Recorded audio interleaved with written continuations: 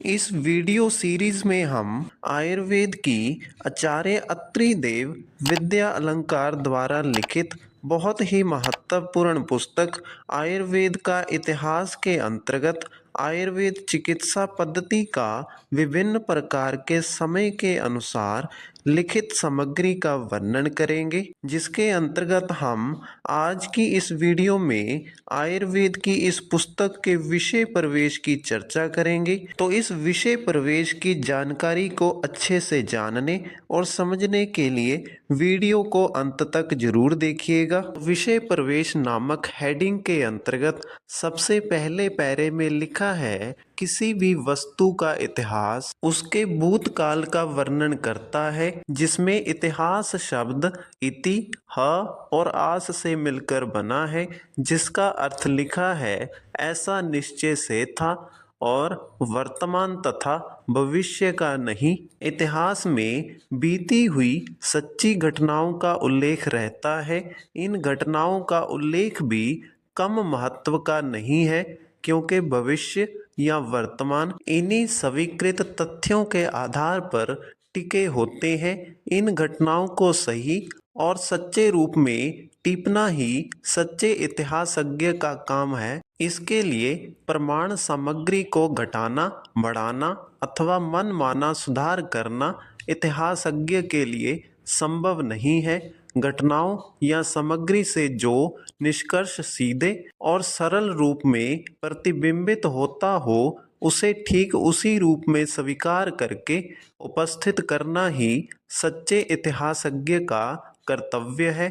इतिहासज्ञ घटनाओं और सामग्री के साथ सत्यपरायणता वर्तता है। उसके लिए प्रसिद्ध टीकाकार मल्लीनाथ का वाक्य ना मूल लिख्यते किंचित नानपेक्षित मुच्यते एक संबल या प्रकाश स्तंभ रहना चाहिए। इतिहास की सामग्री लोहे के दृढ़ सांचे में ऐसी कसी होती है कि इसमें जरा भी रद्दो बदल नहीं किया जा सकता। तो इस पैरे के अनुसार किसी भी वस्तु का इतिहास उसके भूतकाल के बारे में बताता है।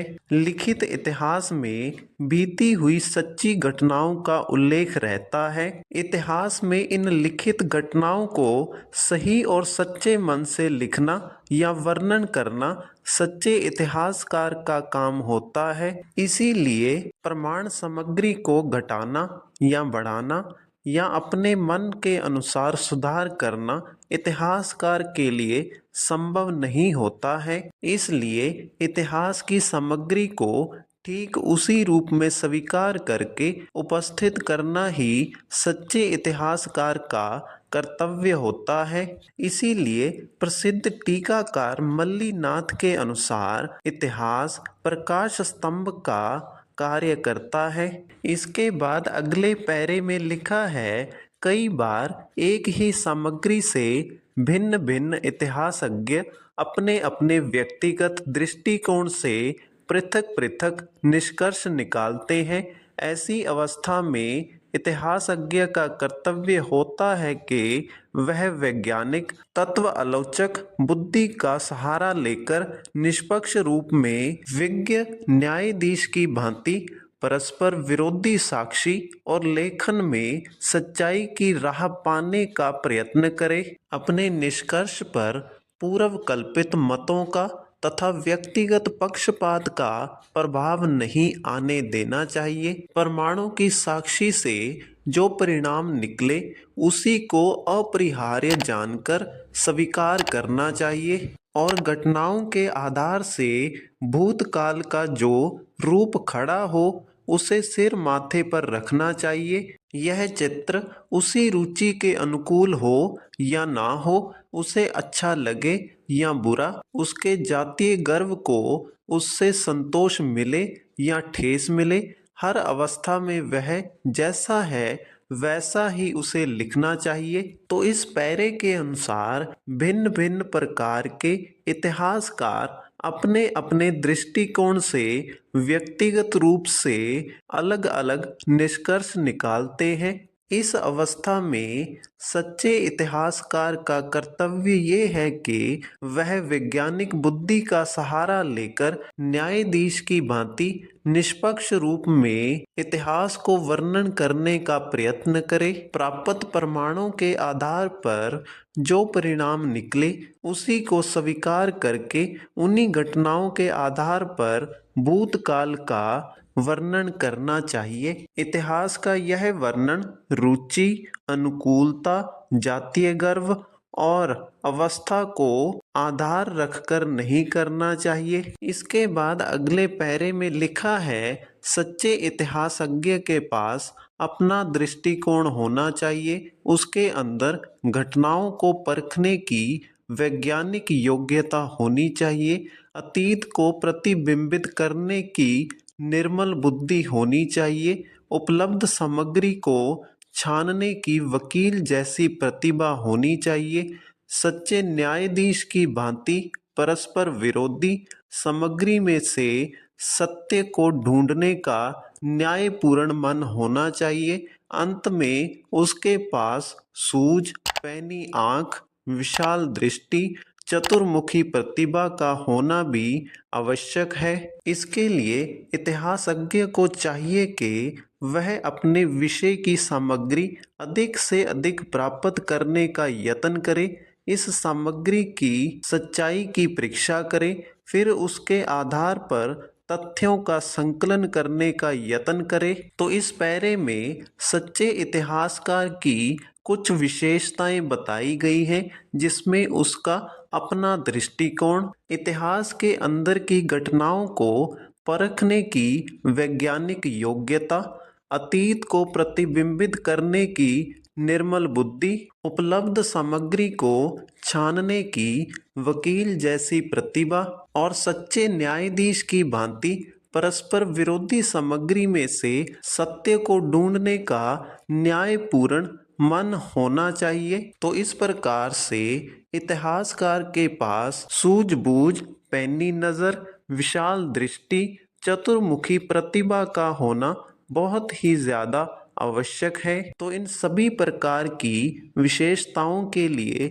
इतिहासकार को अपने विषय की सामग्री को अधिक से अधिक प्राप्त करने का यत्न करना चाहिए। इस प्राप्त सामग्री की सच्चाई की परीक्षा करनी चाहिए, फिर उसी के आधार पर इन प्राप्त तथ्यों का संकलन करने का यत्न करना चाहिए। इसके बाद अगले पैरे में लिखा है, उपलब्ध सामग्री का उपयोग निष्कर्ष निकालने में किस प्रकार किया जाए वह बहुत महत्वपूर्ण है। उपलब्ध सामग्री के लिए तिथि क्रम की दृष्टि से भारतीय इतिहास का प्रारंभ बुद्ध काल से होता है। इससे पूर्व की सामग्री उपलब्ध है, परंतु उसमें तिथि क्रम नहीं है। तिथि क्रम का इतिहास राजनीतिक दृष्टि से महत्व का है, परंतु साहित्य की दृष्टि से अतीत की सामग्री बहुत महत्वपूर्ण है। सांस्कृतिक इतिहास में जिसका संबंध मनुष्य के विचारों, आदर्शों, उपचार, व्यवहार और विश्वासों से है, केवल तारीखवार घटनाओं से काम नहीं चल सकता। भारतीय इतिहास में पहली तिथि 600 ईस्वी पूर्व है। यह समय भगवान बुद्ध के विचारों का था। इसी समय से हमको भारत का क्रमबद्ध इतिहास मिलता है। इसे इतिहास की पक्की सामग्री समझा जाता है, परंतु बौद्ध धर्म का उदय सहसा नहीं हो गया। यह भी तो अतीतकालीन इतिहास तथा विकास का एक लंबा युग है, जिसके परिणाम स्वरूप बुद्ध युग प्रारंभ हुआ। बुद्ध युग से पूर्व का युग ब्राह्मण काल है। ब्राह्मण काल का अंतिम साहित्य उपनिषदें हैं। उपनिषदों से यह पता चलता है कि ब्राह्मण भी ज्ञान प्राप्ति के लिए क्षत्रिय आदि अन्य वर्गों के पास जाते थे। इसी परंपरा में धर्म के उपदेशक बुद्ध तथा महावीर क्षत्रिय हुए हैं। तो इस पैरे में आयुर्वेद के वर्णन के लिए तिथि क्रम की दृष्टि का वर्णन किया गया है, जिसमें बुद्ध युग और ब्राह्मण काल का तुलनात्मक वर्णन किया गया है। इसके बाद आगे व्याख्या में लिखा है, पाग बुद्ध कालीन भारतीय इतिहास में समसवत की सामग्री नहीं है, किंतु उसमें दूसरे प्रकार की सामग्री बहुत है, जिसके आधार पर सम्यता का इतिहास लिखा जा सकता है। इसमें आचार, विचार, साहित्य, समाज व्यवस्था, आर्थिक जीवन आदि का कालोचित अनुसंधान या अध्ययन हो सकता है। तो इसके बाद अगले पैरे में लिखा है, इतिहास चाहे सांस्कृतिक हो या तिथि क्रम पर आश्रित हो, वह उपलब्ध सामग्री तक ही सीमित रहता है। यह साधन या सामग्री लेख रूप में या भौतिक अवशेष के रूप में होती है। लिखित रूप में यह सामग्री बहुत पीछे की है। बहुत से विद्वानों की मान्यता है कि भारतवर्ष में 800 ईस्वी पूर्व लेखन कला का ज्ञान ना था, किंतु यह बात सबको मान्य नहीं है। जो हो, इतना संभव है कि लिपि से पूर्व साहित्य बन चुका था। गुरु शिष्य की परंपरा से पीढ़ी दर पीढ़ी मौलिक रूप में उसकी रक्षा होती रही और यह क्रम चालू रहा। इसी से वेद को श्रुति कहते हैं। इस प्रकार सुनकर जो ज्ञान प्राप्त किया जाता था, उसे स्मृति में स्थायी किया जाता था। उस समय के विद्वान चलते फिरते चरक आदि ग्रंथालय या पुस्तकालय थे। लिपि से पूर्व जो भी भारतीय साहित्य बना, वह बहुत दिनों तक कंठ परंपरा से ही जीवित रहा। यद्यपि यह साहित्य प्राचीनतम है, परंतु इससे प्राचीन जीवन के बचे हुए कुछ भौतिक अवशेष और चिन्ह हैं, जिनका प्रमाण सामग्री के रूप में उपयोग होता है। यह अवशेष उस समय काम आने वाले औजार, हथियार, घर, वस्ती, जीवन के साधन, स्नान गृह आदि हैं। सभ्यता के विकास क्रम अनुसार उस समय का स्मारक साहित्य, चित्र, शिलालेख, ताम्रपत्र, सिक्के, कथाएं, तोल, मान आदि वस्तुएं भी प्राप्त हुई हैं। इस प्रकार से इस भिन्न भिन्न सामग्री के आधार पर प्रमाण एकत्र करके इतिहास की रचना करना आवश्यक है। कभी कभी तो यह साधन भारत के सिवा अन्य देशों में भी पाए जाते हैं। जिन देशों के साथ भारत का लेन देन या अन्य प्रकार का संबंध रहा है, भारतीय इतिहास के चिकित्सा संबंधी कुछ प्रमाण बगदाद, अरब से भी हमको मिलते हैं। पूर्वी भारतीय द्वीप समूह के अंतर्गत जावा, सुमात्रा, बाली आदि द्वीपों में, श्याम, कंबोज आदि देशों में अनेक पुराने स्मारक चिन्ह विद्यमान हैं, जो कि भारत की सीमा से बहुत परे भी इस देश की संस्कृति तथा ज्ञान पर प्रकाश डालते हैं।